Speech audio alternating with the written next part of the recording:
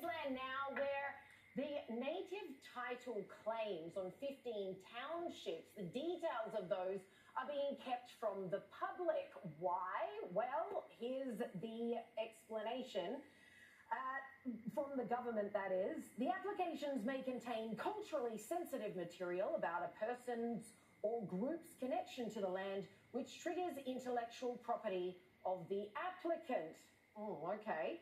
Land transfers applications would also name dead people, which, if released, would breach the privacy of the deceased and may offend Aboriginal people in accordance with culture or custom. That is the government's reasonings for not releasing the details of these applications on these 15 townships. This has been playing out in Queensland for quite some time. You may recall back in July 21, the government released this media release stating quite proudly that nearly a third of Queensland was now under native title. There it is. They're trumpeting what they clearly perceive to be some sort of great news victory. Then in April, the Native Title Tribunal map of Queensland showed that 42% of Queensland's land mass had already been successfully claimed as native title. So you can see that that number is growing quite quickly. And now in June of 24, just this year, we read this headline: half of Queensland could be claimed by native title. So this is moving very fast in Queensland. Obviously, Queenslanders are quite perturbed about this and would like to know the details of these applications that are applying for freehold native title in now 15 townships.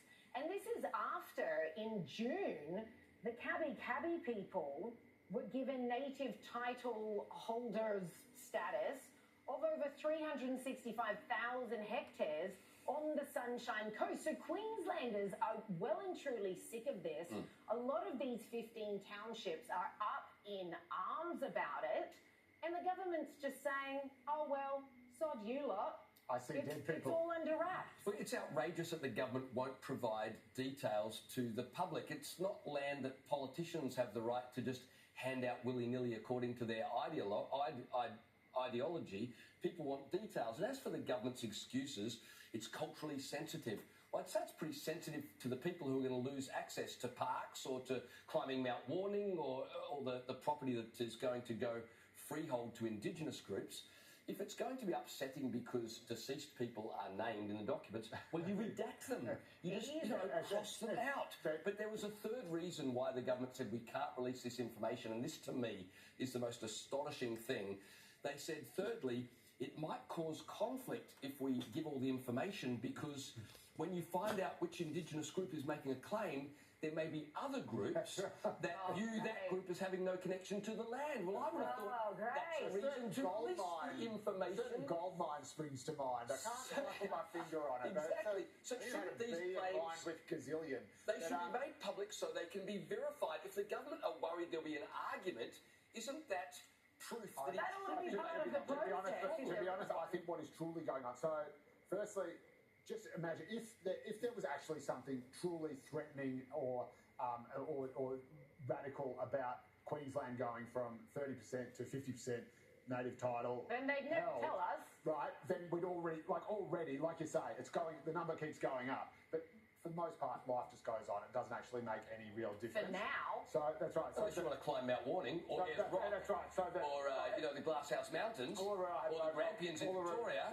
Should we continue going to Fraser Island? With the ban on makes no difference at all. But when it does start to interfere with people's lives, so for example, if I think there was a case of one of these towns, they might not get access to the park or whatever. If that were to actually happen, then you would see an actual revolution. It wouldn't be from the blackfellas. It'd be from there are security guards standing at the base, or there were at the base of Mount Warning, making sure white people didn't climb as they have for 100 years. That's right. It's not accurate to say life goes on, Joe. For the most part, it does. And what I'm saying is, if those changes if they go from being those big sort of things like Uluru or Mount Warning to being the local park or the main drag or the local footy field or whatever it may be, it starts to interfere. You know, if suddenly they have $300,000 of absolute beachfront property on the Sunshine Coast and they're saying, no, you can't put your condo there, that's when the proverbial will really hit the fan. And so I think... Naturally, they're not going to say, yay, native title. So the Cabby people on the Sunshine Coast aren't going to be like, great, now we have over 365,000 hectares, but we're just going to leave it as is. Everyone, business as usual. We're not going to exercise our native title rights. That's what happens in the vast majority of cases. Like in the vast majority of cases, that might be huge farming properties where it just goes on and you just all you do is... But this has been going on for years, for decades. Yeah, exactly. And why do you think they want it if it's so useless, if they intend to do nothing with it? Largely because they just want to be acknowledged, often because they want to be consulted in terms of what happens on the land. Sometimes they get a little bit of compensation to the local Aboriginal land. Yeah, you're starting to get that. They very much appreciate.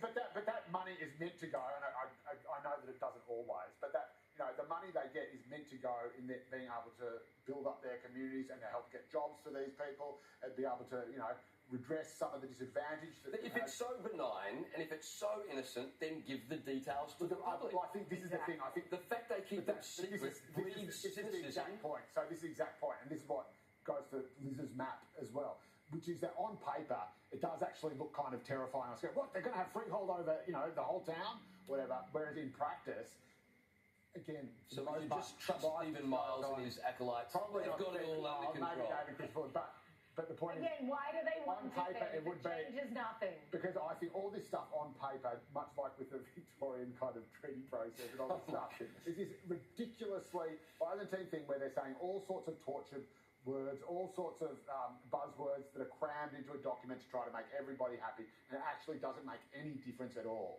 And that tells you everything so you need to know about. You're saying that the government, in giving out all this native title land, is just laughing all the way to the bank, being like, "Oh, these stupid No. I think the government is in large part just saying, all right, just here's your thing. We'll work this all out behind closed doors, and it, you know. Well, the government's got no right to do that. It's not their land to just give away to a group that they're trying to.